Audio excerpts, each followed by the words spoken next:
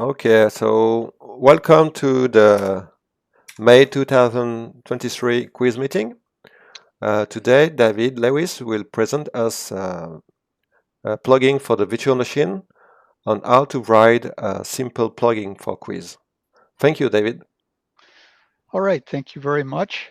I'm going to start with the perspective of running from Cuis with a fresh image, nothing in it, and assuming that we really don't have any particular background or expertise in virtual machines or plugins. We just want to get started writing one without necessarily needing to have a lot of background. And let's see, I think I just opened it in the wrong window here. I, uh,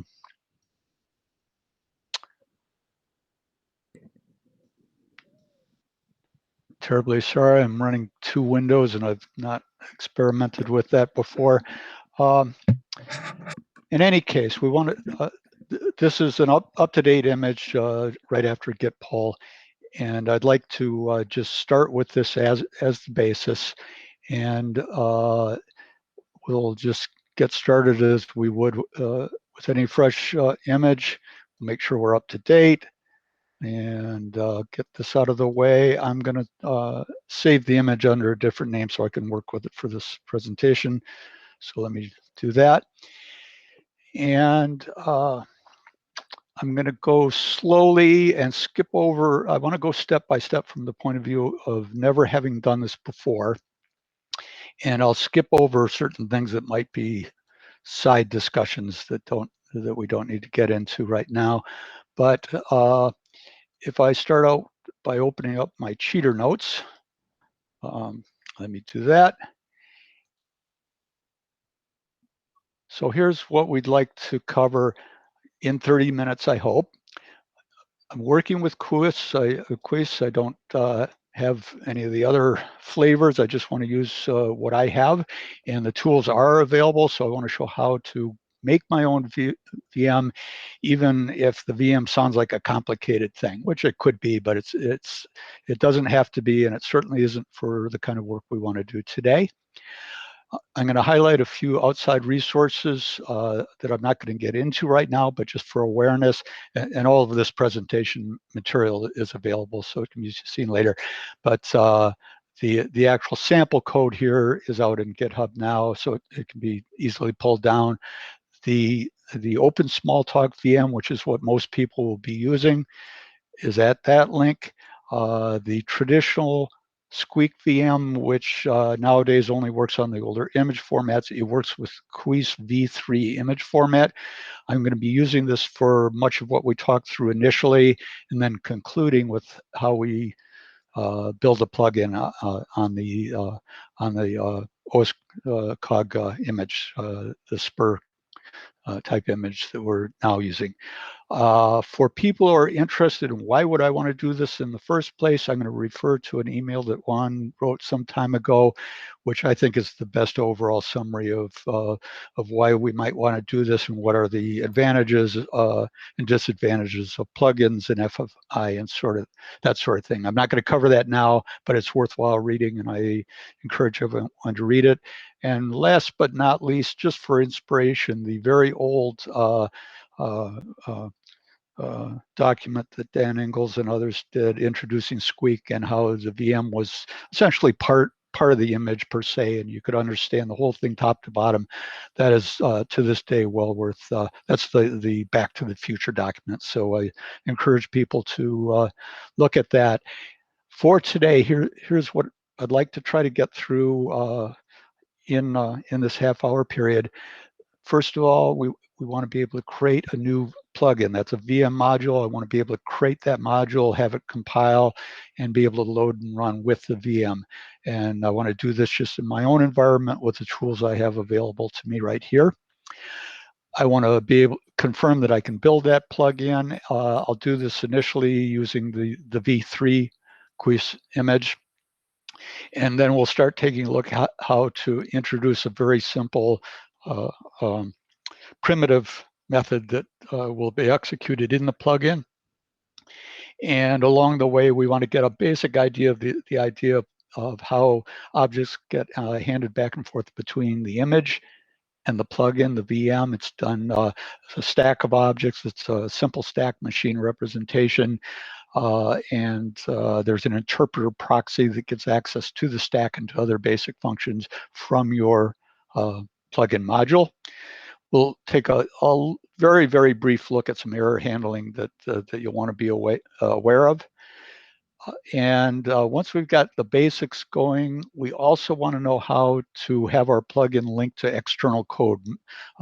Many things that people will want to do will do that. So we're going to do the Hello World plugin idea again, except we'll put the actual Hello World code out in some C code and call it from the external code. And finally, assuming I can adhere to this schedule, I want to show how to take the plugin we just built and compile it, run it on the Open Smalltalk VM that most people will use for Cuis. So that's what I hope to get through. And got to watch my clock here, but starting from that point, again, this is a clean image.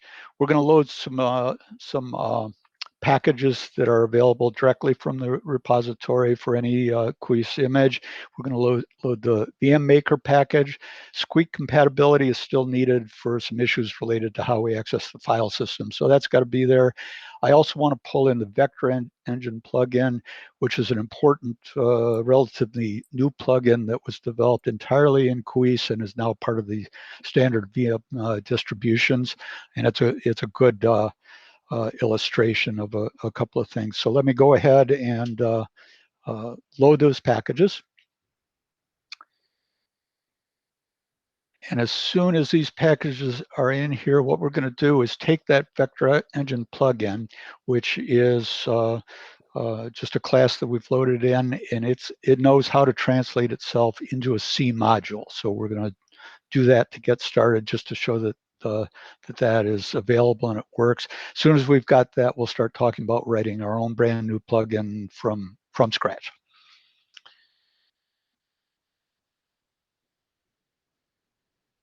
Things might run a little slower for me than normally just because of the network I'm on. I don't know. This usually runs a bit faster, so bear with me. Okay, so the Vector Engine plugin is there. It's in our image. It is subclassed from some VM Maker classes that know how to generate the code. And in order to actually generate the C code, we just send a message to the class to say translate yourself into a directory. In this case, we'll use our current home directory. Do inlining. That's basically always true. That's an efficiency optimization for inlining the C code as it gets generated. So we should now be able to generate a plugin. If I go back to the file system, we will hopefully now see that file just got generated.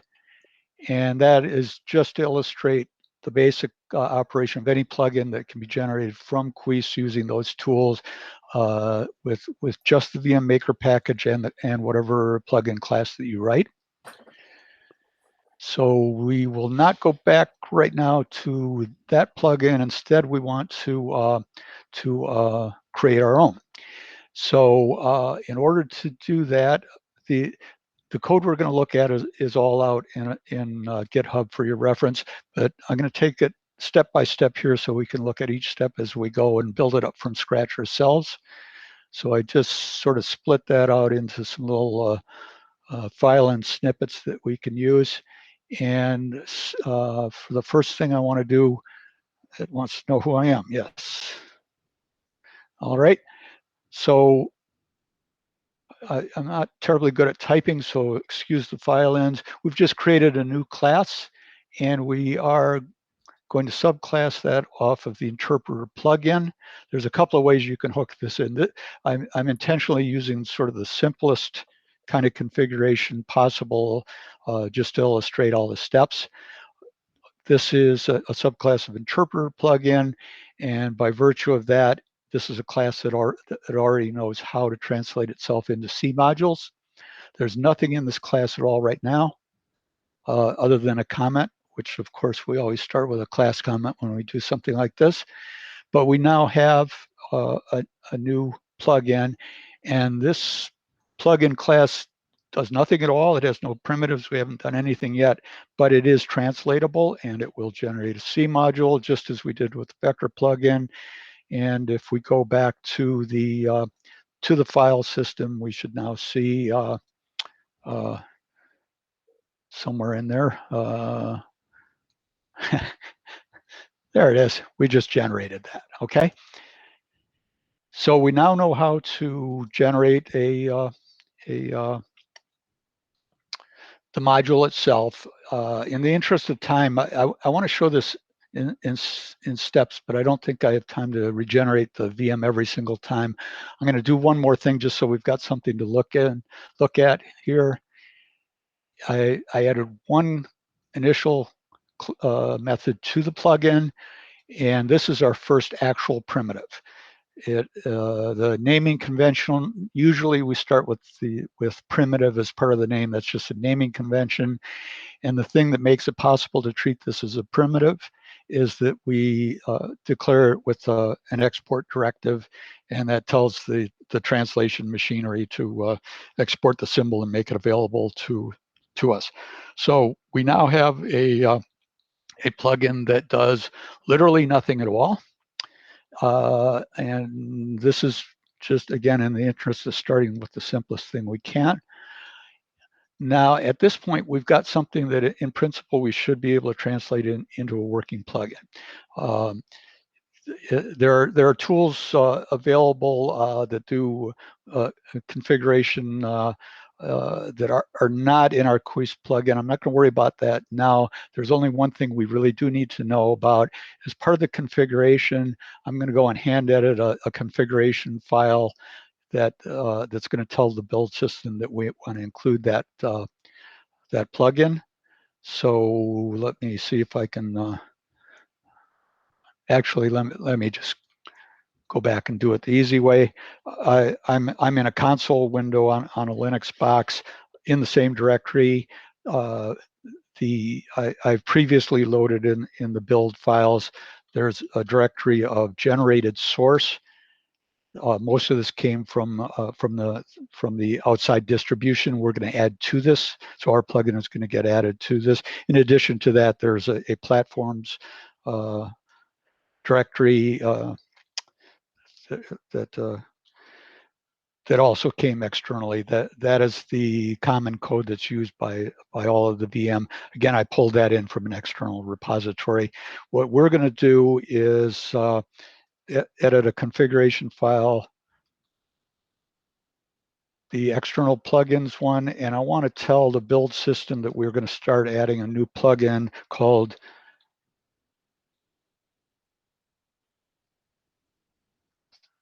Hello World plugin. That's really the only manual thing I have to go through without those other tools. And let's go ahead and build a VM for the first time. I usually just set a subdirectory called build to do this.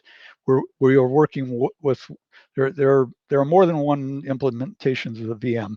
I'm just working with the old traditional one because that's my comfort zone.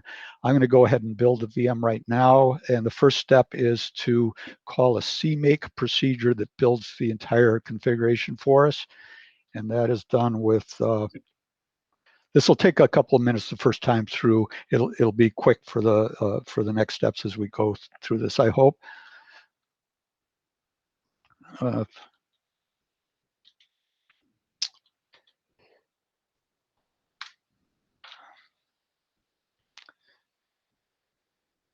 that's what happens when I try doing this in front of an audience for the first time. Where is it? CMake. So we're asking the CMake system to go set up the entire build environment for this Linux machine, and it has done that. And from here, we just do a traditional, it set up all the make files and so on. So we're just going to go ahead and run make. This is going to build the entire virtual machine, including our new plugin. And this is going to take maybe a little under a minute to run the whole thing. The next time we do an update to our plugin, it'll be quite quick because we won't have to build a whole VM. But let's go ahead and do this now. And as soon as it does get done, I'm going to install it. And then I'm going to start up another image freshly using the v3 Cuis format that will use this new VM we just built. And we'll take a look at whether we can actually access the new plugin and the new primitive that we just wrote. So this should be done momentarily, I hope. Okay, yeah. 92%.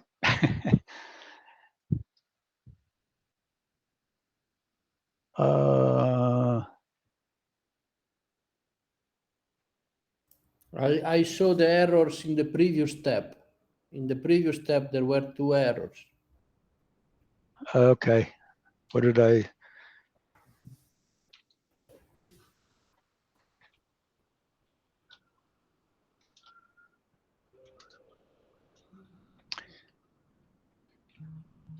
I did want to force myself through each one of these steps with an audience. That may have been a mistake.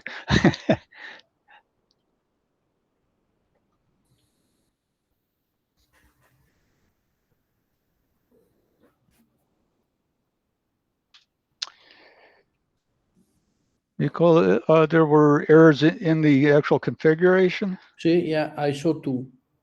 I 2 line with error. Then I didn't stop you because maybe it worked anyway.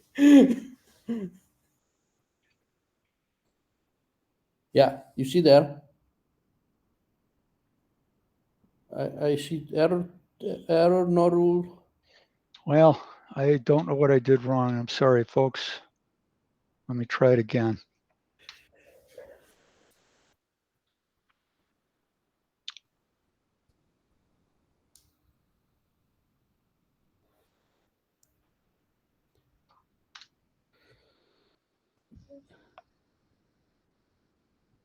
It looks like you're missing the C file, right?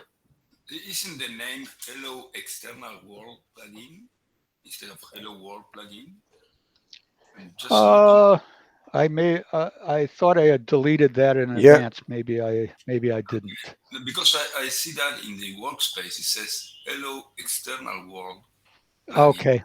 I ran through a dry run of this and then deleted everything to start from scratch. Let's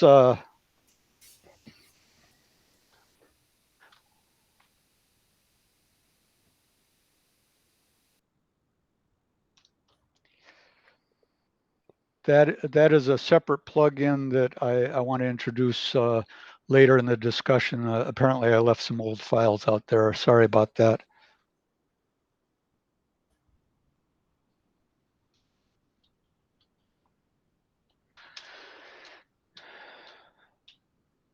All right, let's try it again. I'm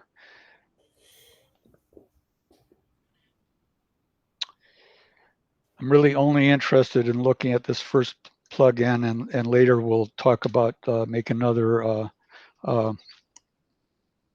simple plugin that calls that external function. Okay.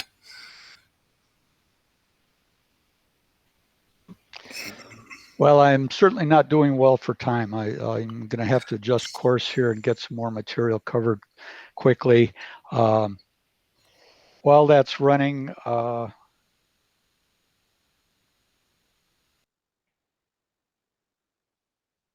do want to keep it in a half hour. My intention was to take this step by step.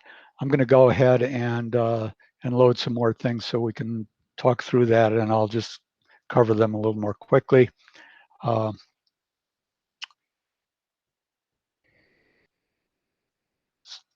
when that plugin, when that build gets done, we'll take a look at it. I would like to step through adding. Imagine that we had a little more time and I did this one at a time. We're talking about the first method, which is a primitive that does nothing at all. It receives the sender on the stack, nothing else. We do no manipulation of that. We just return. I can make that just slightly more interesting by adding a little bit of C code. You can simply use a C code directive to add little snippets of code. So this will be a second primitive. Now we've got two external methods declared. This primitive, when we call it, is going to enter the primitive. It'll do nothing with objects on the stack at all. It'll just print something out to the console. So this just gives the basic idea of creating a method that can be called as a primitive. I next want to start looking at the how objects are passed into our new plugin and into our primitives. So we'll introduce another simple method here. When we call any of these methods from the image, it appears to us as through the interpreter proxy interface as a simple stack machine, and we can get access to the stack. And it's important to know how to do this. We're going to call this method in different ways. The number of arguments in the method that invoked this parameter, those arguments are passed on the stack along with the sender. And we can ask the interpreter for how many things are on the stack. So this method is going to find out how many methods are on the stack. It's going to, before it returns, we're going to pull things off of the stack so that we return in the expected state. But we're going to pull all the arguments. So the argument count +1, which is the sender.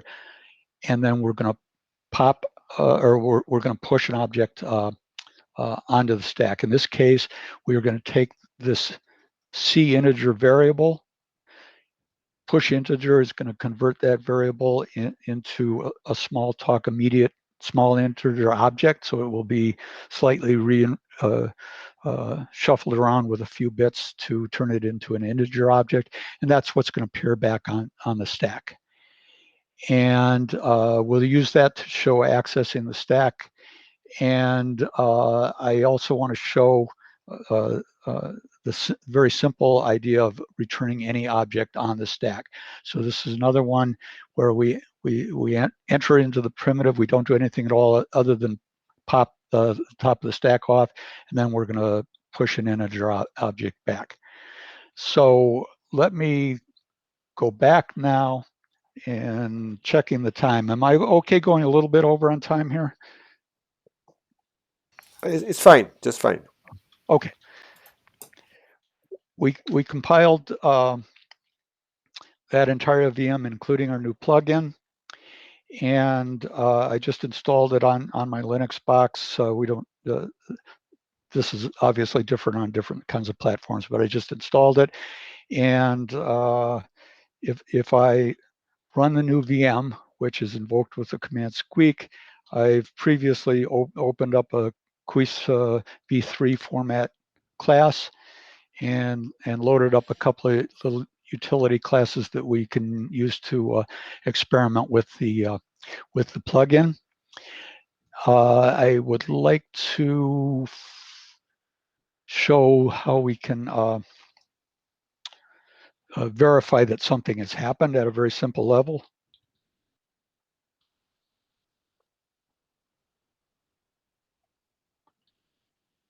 So we have just started up the image in a new VM, and we can ask Smalltalk what VM modules, what plugin modules are there already. We've got 7 of them already.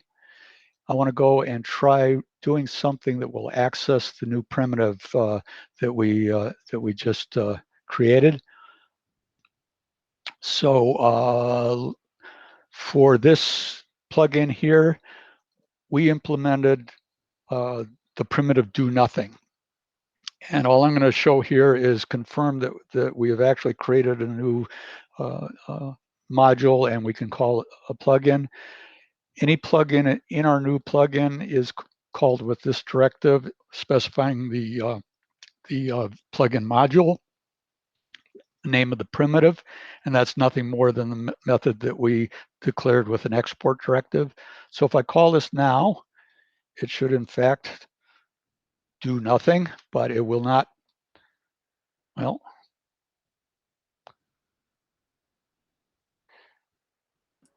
You did get a couple of errors when you were compiling back there. Did I? It didn't show the plugin, the Hello World plugin, when you asked for the modules. All right.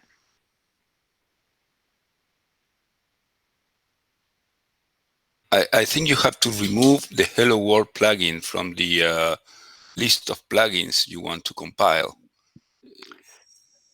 because you added the external Hello World, but you didn't remove the Hello World plugin. And I'm just guessing. Yeah.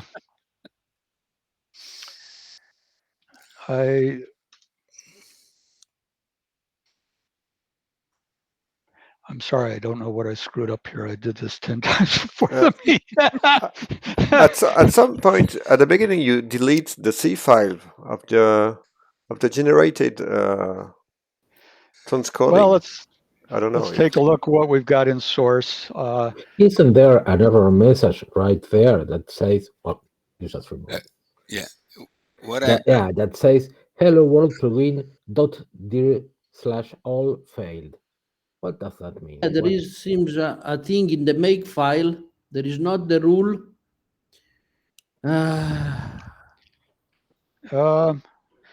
Okay, I don't know.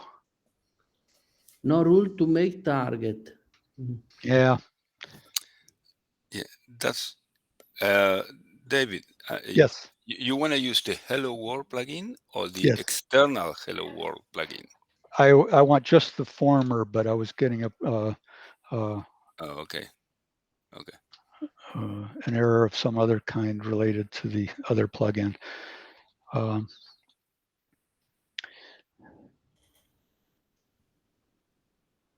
Well,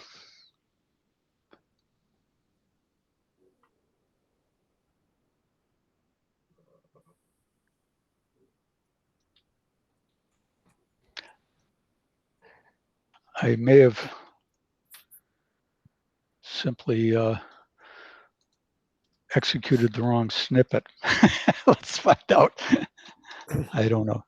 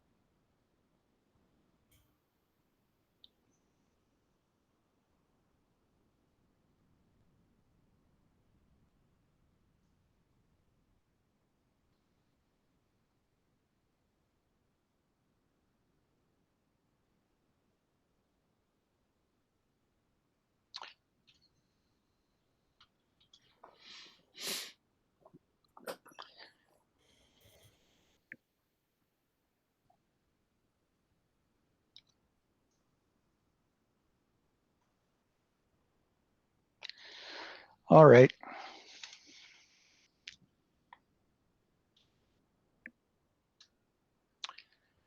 Let's see if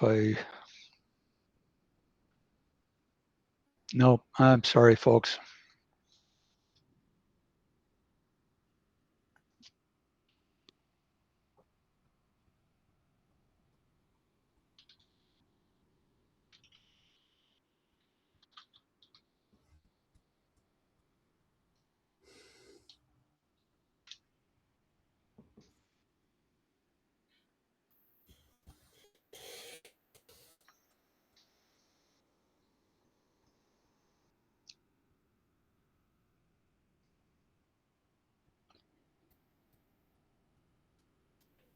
Well, the name of the plugin you are using we are calling right now, you are building right now is Hello World plugin, right? Yes. But in the line that in your primitive, it says hello external world plugin. Oh, really? Maybe it's that. Yeah, right there.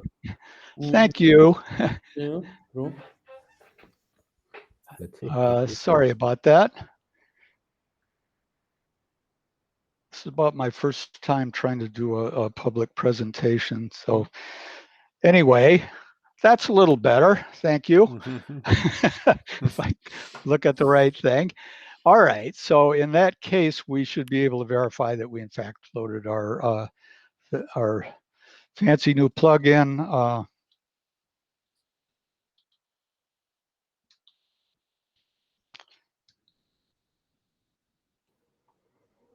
And if we look at what's running right here, we now see the plugin has been loaded. Yeah, great. Okay. That was supposed to have been completed in the first 10 minutes of the discussion. My apologies for that. Let's see where we left off. In the interest of time, I'm going to just go ahead and skip forward and load everything in here. So I just pulled in the rest of the stuff off of the GitHub repository. And I want to see if I can quickly get through the illustration of both the first plugin we're doing and then also something that references external code. So I'm going to regenerate the first plugin, the Hello World.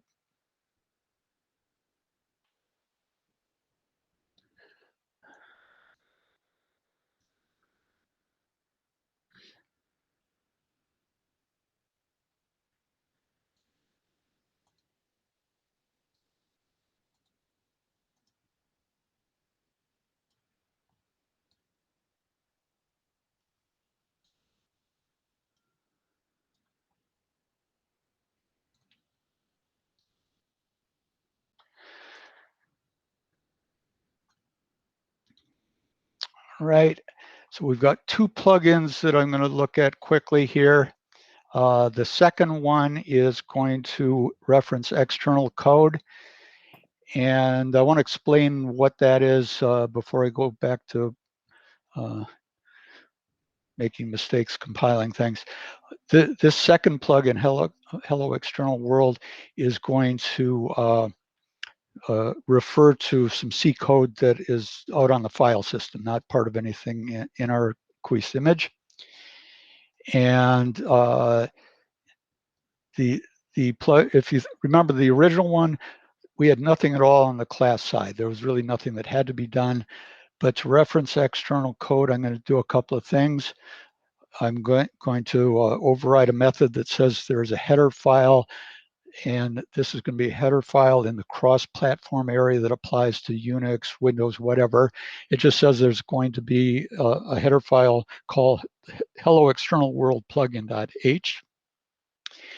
And I am also going to tell the code generator to include the system header file string.h, because that's going to be used in that external program. If you look around at various plugins in the system, there are lots and lots of examples. You'll see all kinds of things being done in the declare cvars in method. And this is where you would do all kinds of variable declarations and other things. This is all we need to do right now for this very simple demonstration. And in this one, we're going to have only one method implemented. I intentionally, there are various ways to write it. What we're going to be doing here is we're calling an external function called hello world. It's going to be translated into that C expression. It is an undeclared, it's undeclared here in the image. There are other ways to write this, but I'm doing this just as a simple demonstration of how the code generator works. The code generator will go ahead and generate that C expression, even though there's no actual method here in the image called hello world. This is a similar kind of thing. It's one of several hacky ways to write the C expression. strnlen, the string length library function that we'll be using in our here. And similarly over here. So I'm just sort of highlighting that this is being done. There are various ways to write this. There are probably better ways. There are lots and lots of examples in the VMmaker code base. So I just wrote it in an intentionally simple way to go ahead and make a call to an external function in a C module, and I'm going to figure out the length of that C string. This is a null terminated string of bytes, but we need to know the length of the C string. We then want to take that C string and turn it into a Smalltalk object, a string object. So we call the interpreter proxy and ask it to create a new instance of class string. And we want the size to match the size of the actual C string here, so that we'll be able to copy the data into the actual Smalltalk object. So this is a brand new object that didn't previously exist in our object memory back in Cuis. We've asked the object memory or the VM to go ahead and allocate a new one. On some of the VMs that can invoke garbage collection, which is a bit of a side topic, but this is simple enough. In this case, we're going to create a new object, and we're going to ask the interpreter proxy to tell us the address of the data portion of that Smalltalk string object. So array value of will give us a C character pointer. We've declared variables. That is a C pointer to the beginning of the data error in an actual string object in the virtual machine in the object memory. And then we're going to call a library function to copy the C string data into the inside of that object we created. And then we'll pop the stack and push our new object. So let's see, did I remember to generate it this time? I better not, better double check I did this. We will generate the code. Sure we did that. I want to go back and edit that configuration file again.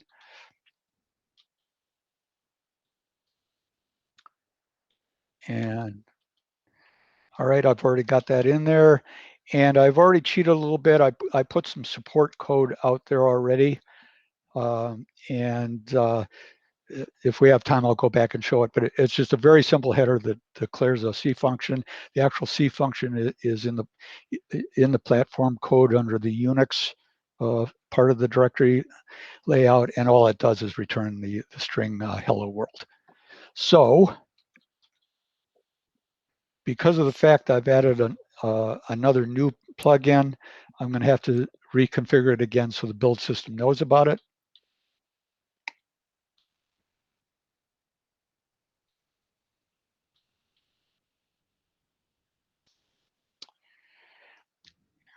And we will build the VM one more time. And as soon as this is installed, I'll go back to the to running the V3 image and verify that it does things. I'm not going to have as much time, I'm sorry, to talk about some of the stack manipulation and error handling in the plugin methods. There's some comments in the code that try to explain it, and there are lots and lots of examples in the code base. This kind of stuff you have to really sort of hunt around for examples once you get into something complex and just figure out how other people may have done it. David, if I get a vote, feel free to go over time. All right, all right.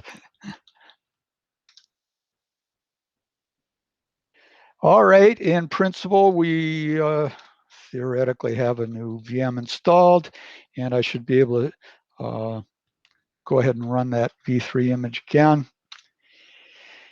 And at this point, we should go ahead and we should be able to run all of these. I'll do this a little bit quickly. This is our original plugin that should still work. And if you recall, we did one that is going to do nothing more than pop the sender off the stack and then push the true object. True object is it's one of the singleton objects that the VM knows about. The VM and the image are keeping track of certain important objects in the special objects array, which you can see right in the image. The VM also knows about the special object array, so it knows how to find certain well-known objects. And that was the primitive that we talked about, where it simply does a pop, then push interpreter proxy true object. And there is the true object. We had another primitive where, let me go back. I think we should probably look at this before I call it. This was the one where we want to count object, count the size of the stack. This is just to illustrate the stack. And primitive count stack parameters. What we're going to do is call this same primitive from two different Smalltalk methods. One of the methods will call the primitive with no parameters. The other one will call the primitive with 3 parameters.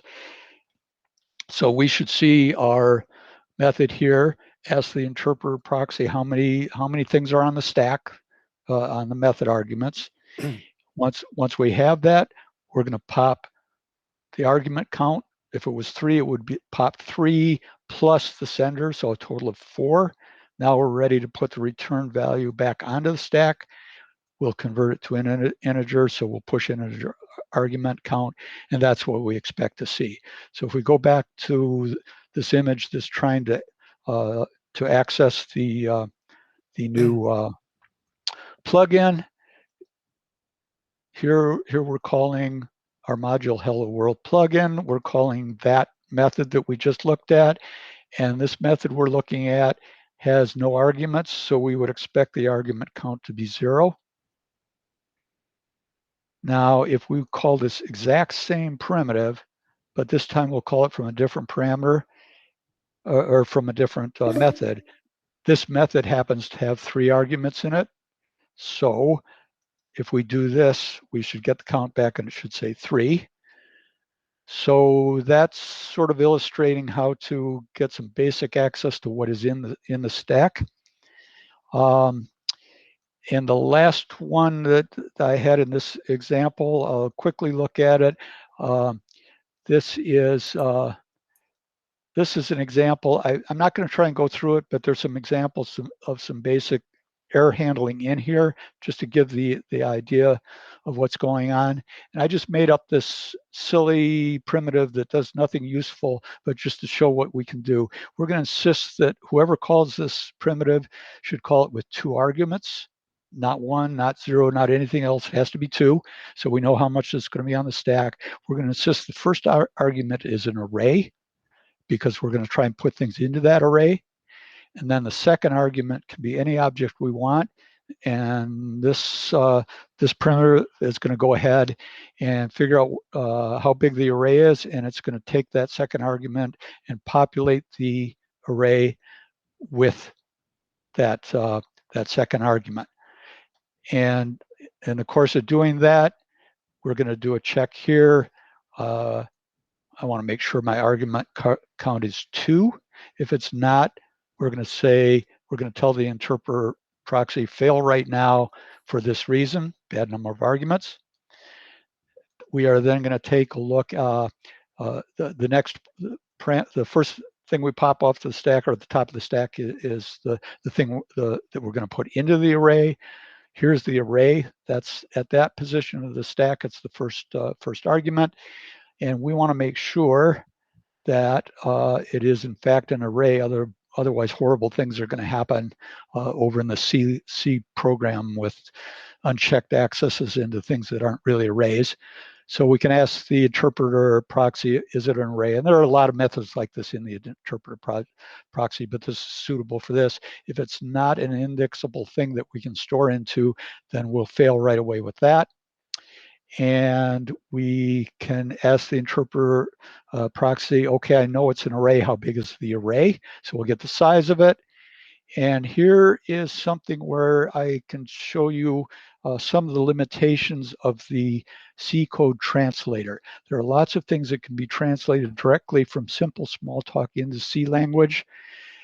If you wanted to iterate over the slots in the array in Smalltalk, you would maybe iterate over an interval or something like that. And you would say 1 to 3 do a block. 1 to 3 in this case would be an interval. There's nothing in the C translator here that knows how to translate an interval into something useful. This particular thing I'm showing here is apparently something that nobody's had to do very many times in the VM because nobody bothered to write some C translation for it. So we'll just do it the really crude brute force way, pretend we're writing in C or Fortran. We'll declare a loop variable, and we'll iterate over a loop, and you can do a block closure while true, and that translates very nicely into C. So it's just going to iterate over a loop, increment the pointer, and here's where we do the work. For each slot in the object, at the index position. So tell the interpreter for this array object at this position, put this object. And when we're all done with that, we're going to pop 2 arguments plus the sender. So we pop a total of 3, and then we'll push the result. So that's what that one's going to do. And if we go back over here, we should be able to do, here is a method called populate array with, and it is going to call that primitive we just looked at. So we're in the Hello World plugin. Here's the method that we declared as an external primitive. We have 2 arguments to our method here. Those 2 arguments go on the stack. When we call the primitive is going to see a stack containing the sender, the array, and the object to put into the array. So if I actually, I want to actually take this, let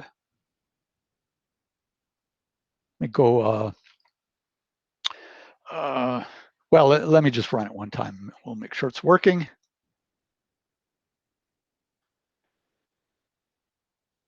And so the result of this is, all right, I just put the 2 values in. The first thing in this array, this is the array that we initially passed into the primitive. It started out as an array populated with nil, not really empty. It was populated with nil object. And the primitive went and put the string into that array. So we told it to put that string into the array, which it did, and the result of the primitive is how many slots did I populate. That's just how we wrote it. So that is just sort of illustrating some basic things you can do with objects being passed on the stack. Beyond that, we're probably getting into things where if you want to do something beyond this, you'll be looking for other examples in the code base. But I think this is enough to at least get us to the point of seeing some things on a simple plugin that's not accessing anything other than the plugin methods themselves. And we can do some basic things with it. We can pass objects back and forth, and we can do things with them and do some error checking. Let me stop at that point and move over to the other plugin that is going to call an external C function. So on this one, again, we're over in this this other v3 image. We have built this other plugin module, we hope. So there's two plugins that appear in the VM directory now. This external plugin has only one function. It's a primitive called call library function that answers a C string. We want that primitive to go make that reference to the hello world C function in the outside C module. And it's, if you remember all that funny manipulation to copy the data, it instantiated a C string object. It copied the data from the external function into the yes. David, may I interrupt you? Yes. We just have a problem with the Google team. It will shut down in 3 minutes. So Ezekiel proposed a new link so we can connect on another channel and resume the meeting. Is that okay? Yeah, I think we can do that. Okay. You just need to. So all of us, we need to use the new link from the discussion. I don't know if you can get it. I am not sure. Let me just take 60 seconds and talk about the remaining thing that I want to cover. Okay. Just in case I can't figure out how to reconnect with you. All right. Elsewhere on my hard drive, I have a full installation of the Cuis-Smalltalk VM system from GitHub. Any of you can load that and read the instructions and install it and so forth. What I want to do is just real quickly, I think I can just cover this quickly in case we don't get reconnected. I want to generate the source again. The only difference here compared to what I did last time is instead of generating it in the directories we were talking about before, I happen to know that I've got the Cuis-Smalltalk VM stuff over here. I'm going to generate those same two things over there. Let me go ahead and do that. And if I can, I might even be able to get through this. I'm putting this in because I think it's important for everybody to know how to build your plugin in the real VM that you're going to be using. And let's see how quickly I can do this. I don't know if I'll get through this. We're gonna try and reconnect with the link. What I would do here,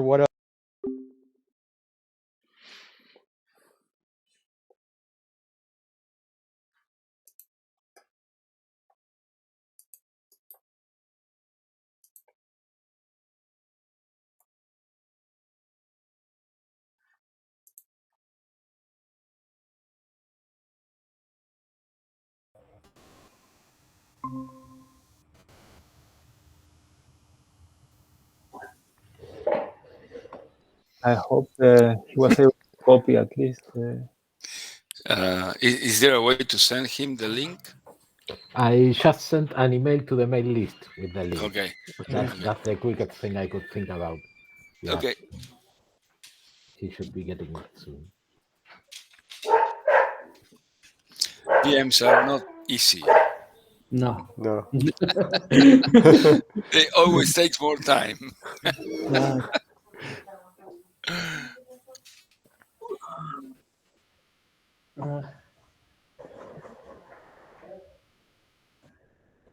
I think I tried to read inside this book a lot of times how to do this. I always failed.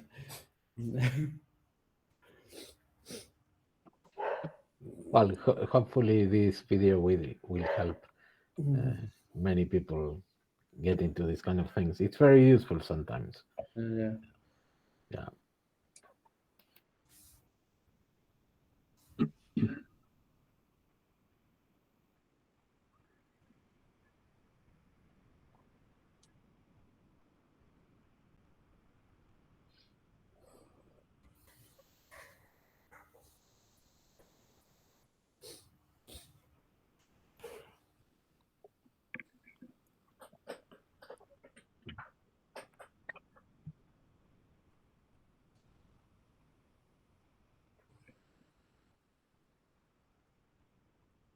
Are we sure that David got the email with the new link?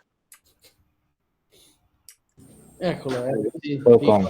Yes, we are. Yeah.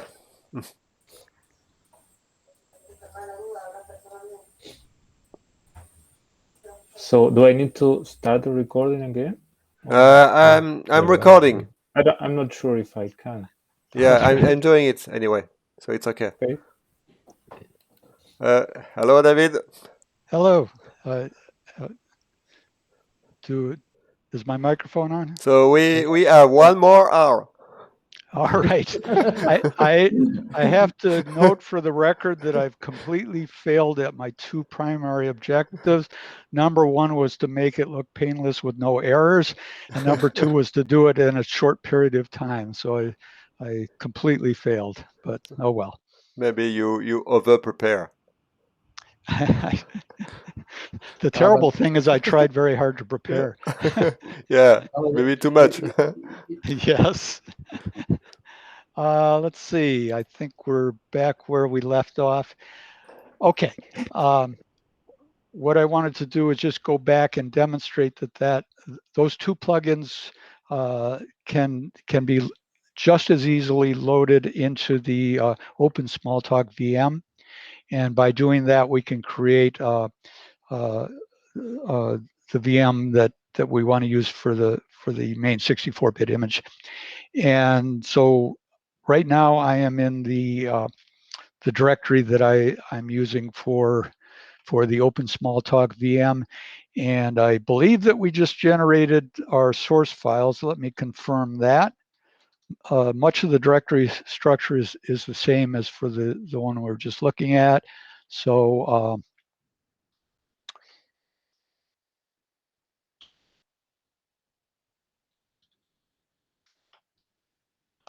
okay, so that should be, those will be the two modules that we just generated. So they are out there.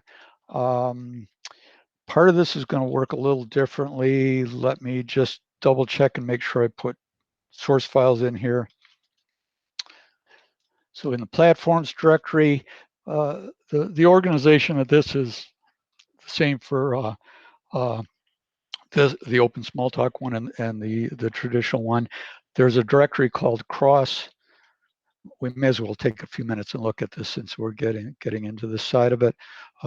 This directory is for code that applies to Windows, Unix, Linux, any VM at all. If it needs to be declared here, or if it executes cross-platform completely, you'll see it here. And so there will be a plugins directory, and this is going to contain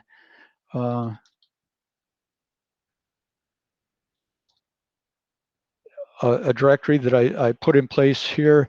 This is the header file that we referenced in our Hello External World plugin. So when we told the code generator that this plugin has an external header file, this is the file it's talking about. It has the same name as the plugin itself with a .h at the end.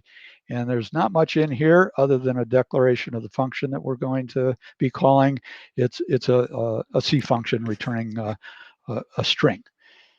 Okay, so that is the cross-platform part. I also went ahead, and I'm on a Unix platform here, so I didn't attempt to do anything in any other platform. If you wanted to implement the same thing, you would implement something in the Win32 directory and so on. And we're going to be in Unix here, and we'll be in plugins, and here is the directory that I added by hand again, but this is, we're in the outside world now. Here's where you're beginning to write your C code or whatever you're doing, or maybe you're connecting to external sound libraries or whatever you might be doing. In this case, we're just doing hello world, so it's nothing but a C function that returns hello world. So this is all pretty much the same as the traditional VM that we were looking at before. But from here, it does get a little more complicated. The build system here supports lots of different platforms, lots of different configurations. and we want to take a look at a subdirectory called building, which is where we're going to do our work. There are lots of different platforms defined here. I am on a 64-bit Linux platform at the moment, so I'm going to go into Linux 64x64. I will not pretend to believe that any of this is simple or intuitive, but this is the way it works. So I'm on that platform. Under that, you'll see directories for various kinds of VMs. I am interested in a Squeak Cog Spur VM, which is the configuration we're interested in.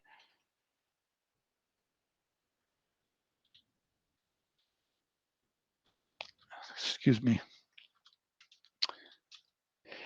And under this directory, there are various other directories for building it different ways.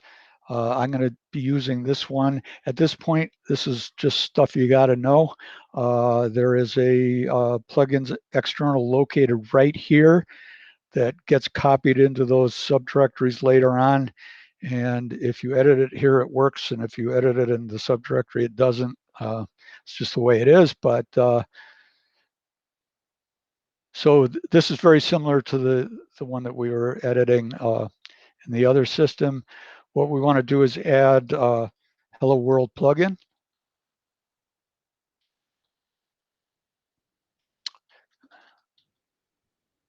I simply cannot type in front of an audience. I'm sorry. And the other plugin as well.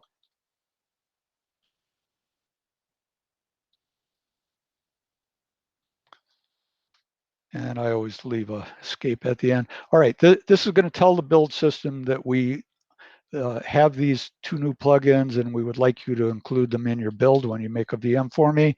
And there are various ways you can do the build, and they're organized into different subdirectories. If you were doing development, you would probably do a lot of things with the build.debug. Right now, I'm pretty confident that the Hello World program is probably going to work, so I'm not going to worry about debugging it. So let me just go into the build directory, and in here, this is all documented somewhere in the documentation on this. I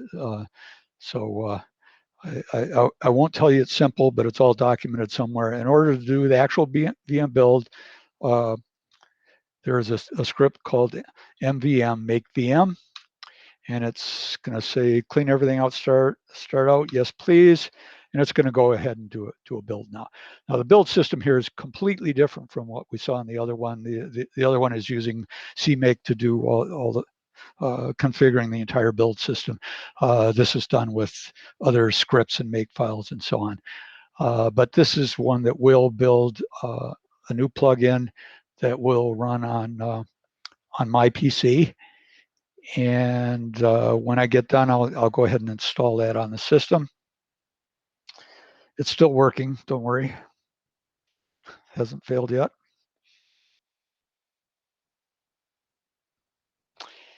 And I'll mention, I'm in the habit of installing things according to sort of a traditional installation directory structure for Unix systems.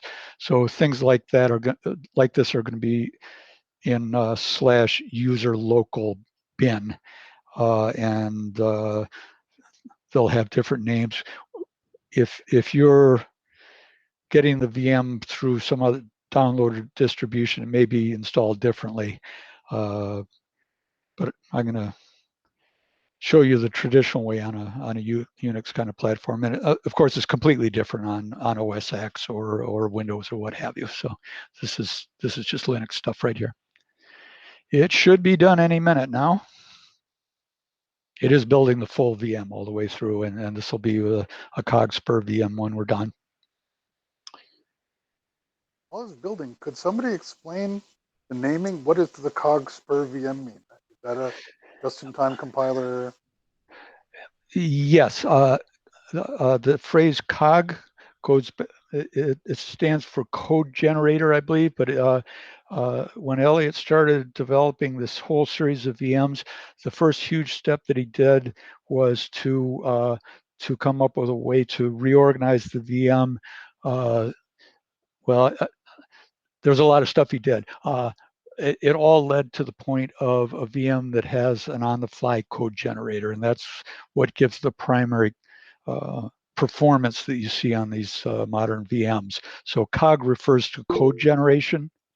SPR refers to a new object format that is now being used in Cuis as well as Squeak. And Elliot, let's see, how can I explain the objects, the actual objects in the object memory. If it was Java, it would be the Java heap. It's the section of memory that's running under the VM out in C code land. Every object that you see in Cuis in the image is behind the scenes represented by a section of memory in the object memory. And actually, maybe I can come back when we're done and show you Dan Engel's original comment, which is great, that describes it. But the layout of that section of memory follows all kinds of rules. In general, there's a header section that describes what kind of object it is and what the data layout is going to be. And then there's going to be a data section with things like string data in our example. In order to support a number of new developments and enhancements in the newer VMs, notably to do things in good ways for large 64-bit memory spaces. Elliot developed a new memory layout that is different from what we now refer to as the V3 layout. So it's basically a different object memory format. There's lots of different code in the virtual machine itself that has to know how to access those objects and so forth. So when we say a COG SPR VM for Squeak, Squeak means Cuis or Squeak, but it's the basic Squeak VM. It's the Squeak VM with COG, the code generator for performance, and with SPR for the modern object memory layout. And it's a good thing I didn't try to get that part into our 30 minutes initially, but does that help? Absolutely. Okay. All right, we did compile it, so I'm going to install it.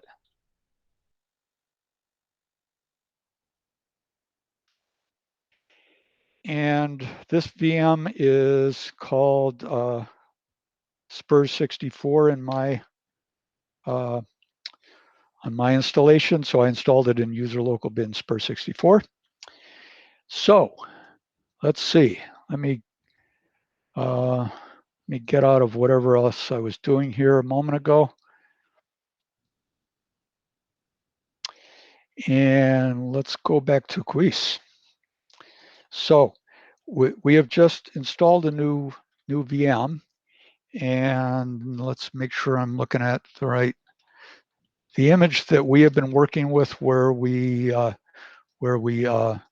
created these new plugins, new primitives, everything. That is the VMM image. What I'm going to do now is I'm going to restart the image, and you'll have to take my word for it. The new plugins were not installed on my system in the COG SPR VM. So if you had tried to call them from this image, they all would have failed. But we just did a new build, and in principle, we now have 2 new VM modules out there in the system. In fact, I don't know that I showed you they are. Let me just do that. I have a cheater script called run that does the same thing. So the new VM is in that directory, and I'm just going to show what's in there.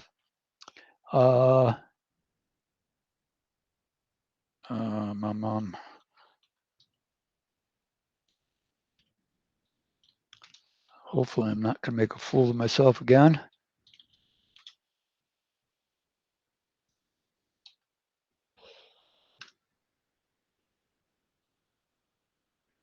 Well, my build procedure must not have worked.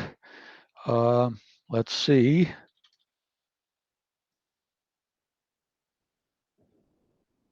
All right, what did I do wrong? This is certainly the part I left for last because it tends to have catches. Let's see, we told it we wanted our plugins. Yes. And we confirmed that the code is there. So what went wrong? Somewhere in the build system, it decided not to build them. I'm not sure what.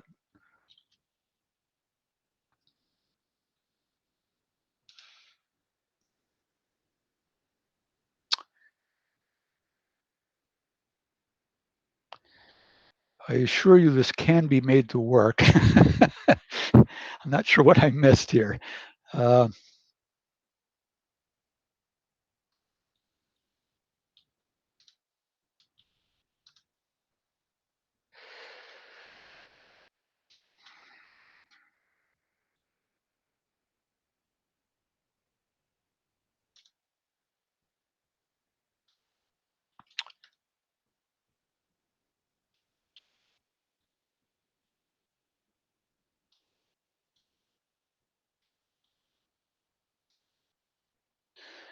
We have generated code.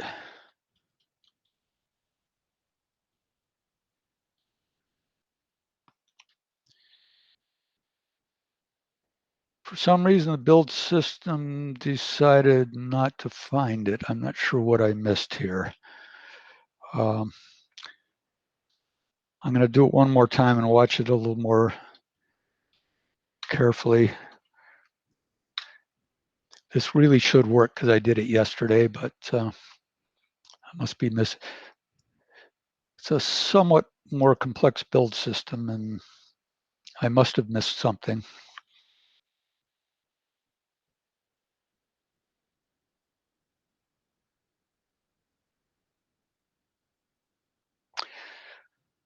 Remember thinking back to the things we covered, the Cuis part of it actually was simple. So that part is easy.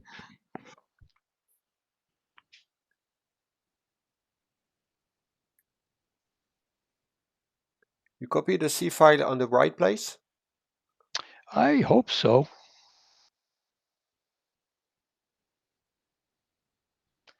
Source plugins, Hello World plugin.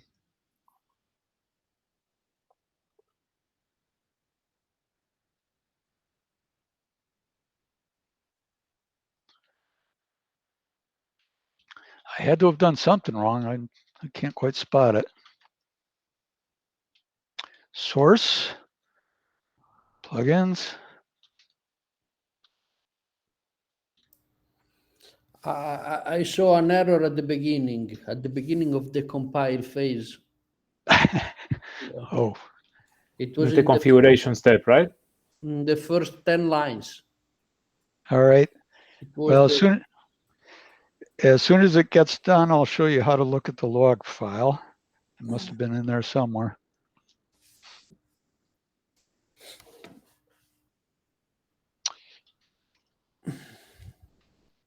There's a log file that this thing keeps.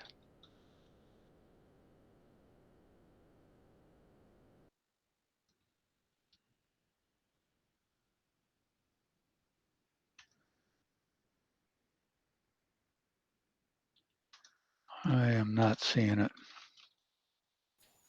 I don't know if Nicola error. saw the No, same no, thing error as I was with did. big E. Big E. Error with big E. Try. And probably error, the first three letters only. Yeah. It was at the beginning of the line, if I remember well. And I believe it was at the config. Probably it's running a config.sh before the compilation. Can be. I saw only that it was a red line at the very early phase. Well, see if it's still on the screen.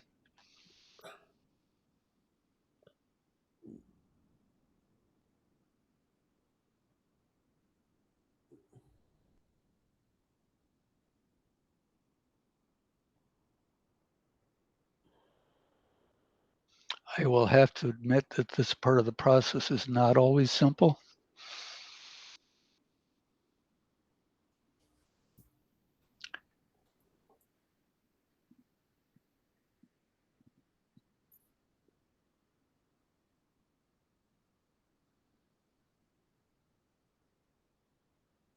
I decided yesterday that it would be a great idea to delete everything that I had prepared here and force myself to do it in front of you to show how easy it was.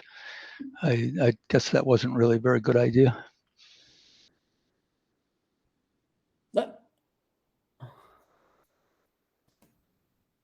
I'm sorry. What could it possibly be? It's only so many things we touch. No spelling But in the compile log at the end, yeah, at a couple of screens up there, Okay. the last plugins that were compiled were your new plugins. Okay. I'm pretty sure I saw them quickly scroll over there.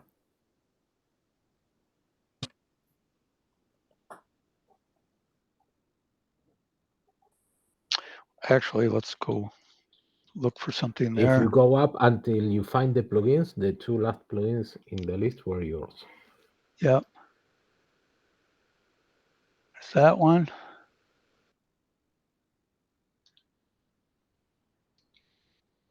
There it was two screens ago. Yeah, there it is.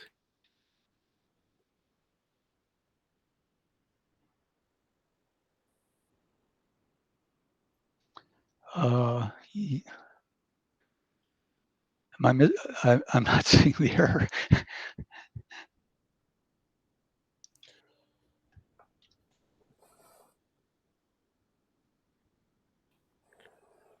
And there it is, right? I need new glasses. What's it? Exactly where your cursor is blinking, it says hello external world plugin.la.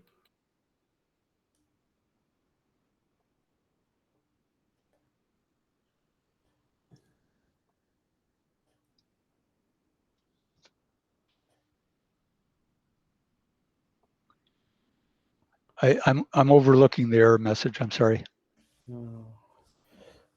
If it was the one that I saw, that I think I saw, it was at the very beginning. I'm not pointing at an error message. I'm saying that exactly where you were, the name hello external world plugin appears, and it looks like it was compiled and built. I don't see the. I see what you mean. I see what you. Okay. Yeah, I Okay.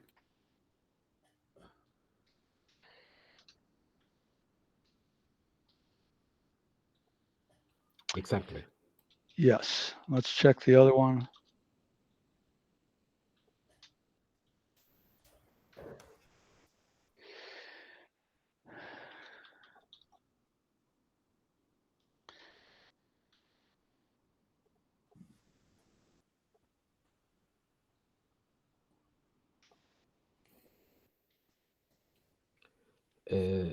Yeah. Sorry.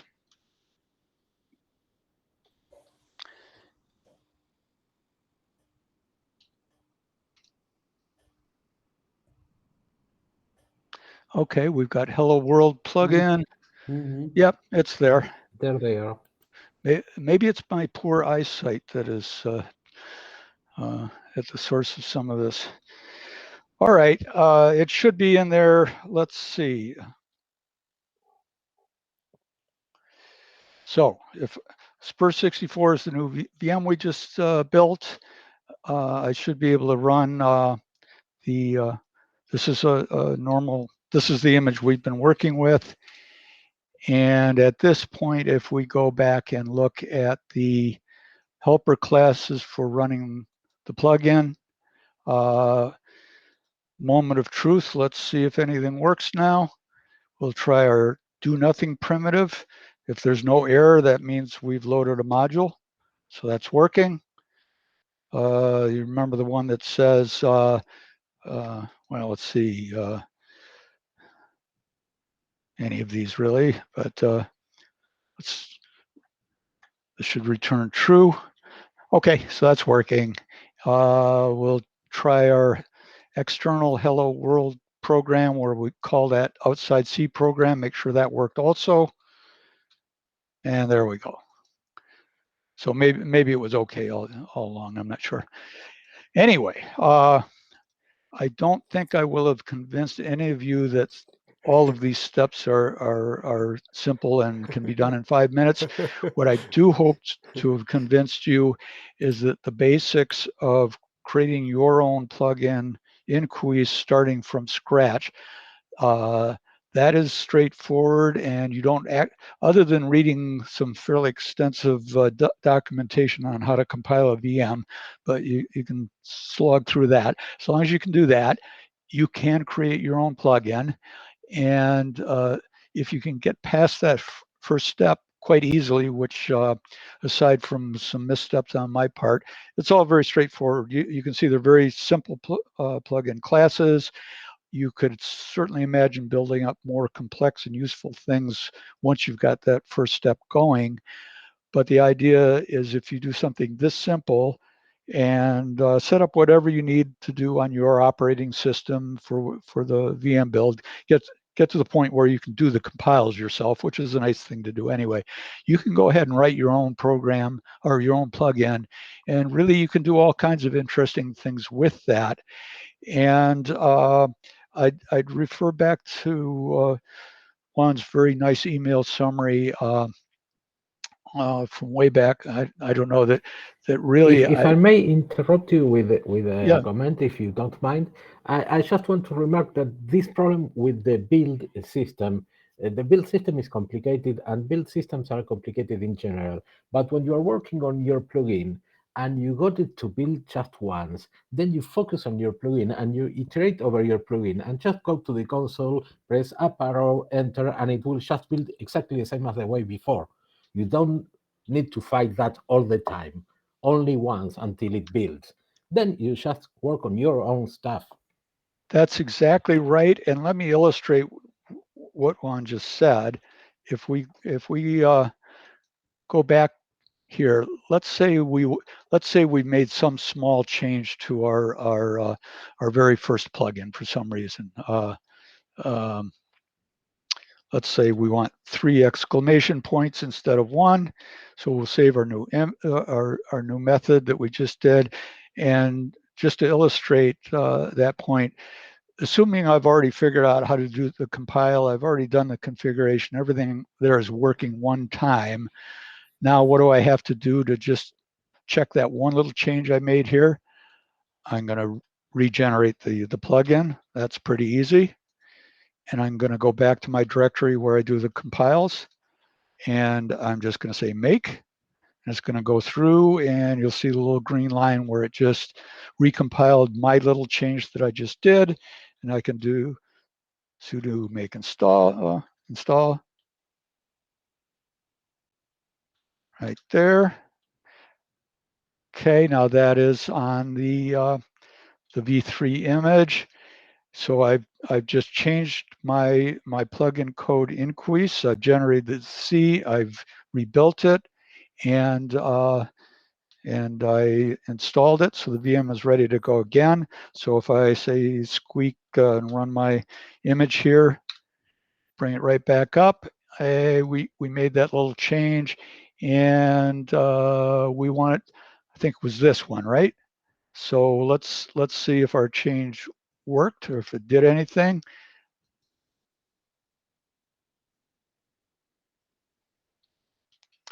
If you see over on the left of the screen, that's the console. Every time I hit the key on my keyboard, it calls a primitive, and you can see that there are 3 exclamation points now rather than 2.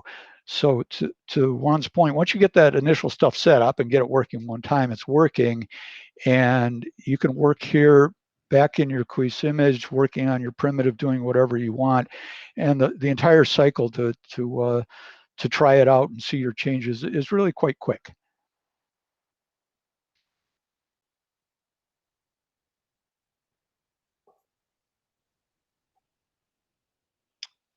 Thank you, David.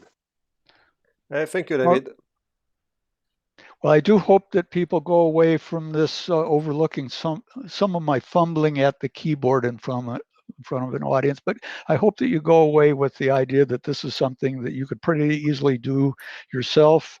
You don't need to be an expert on the VM. You don't need to know the different object formats. There's a lot of stuff you don't have to know in detail unless you get interested in it. But you can go ahead and write your own plugins and experiment and do anything you like with this.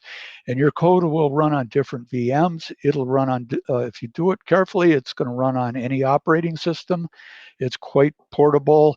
You can set it aside and come back to it 10 years later and it'll still work. So there are some nice aspects of this, and it's not really as hard as you might think to get started on this and do some simple first steps. Yeah, fantastic. Good. Thank you for your long speech and your long presentation. It was very technical, and I think it's challenging to do it in 30 minutes. I mean, maybe I should maybe I want to present my excuse because maybe we should have planned for a longer time from the beginning. It will be easier for you, I think.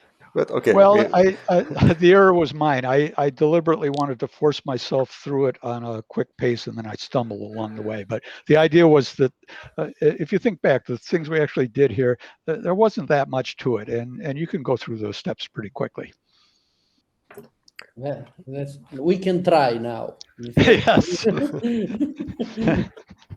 It was very interesting. Thank you, Dave. I hope it encourages other people to get into this stuff. Yeah. I do too, and I have to mention one wrote the most recent plugin of real significance that's in the standard VMs now. That's the Vector Engine plugin. That's a pretty significant piece of work, and I don't see too many other people doing this kind of work. I'm not really sure why. It isn't as, it's not all that intimidating. Any of us can do this. So I hope some people will try. I'm not saying anyone could write a Vector Engine plugin. That's a different matter entirely. Well, the truth is that I worked on that for many years actually, but it was all Smalltalk code. The turning it into a plugin and converted to C, and that part was a very small part of the project.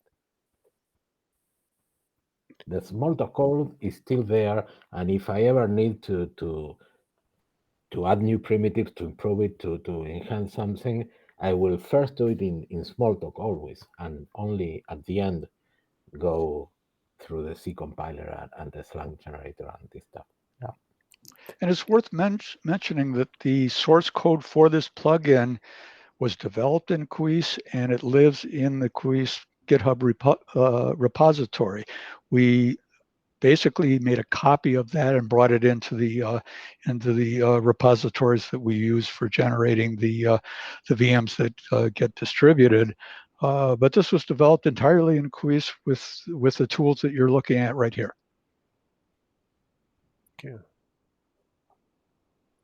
Okay, thank you. Well,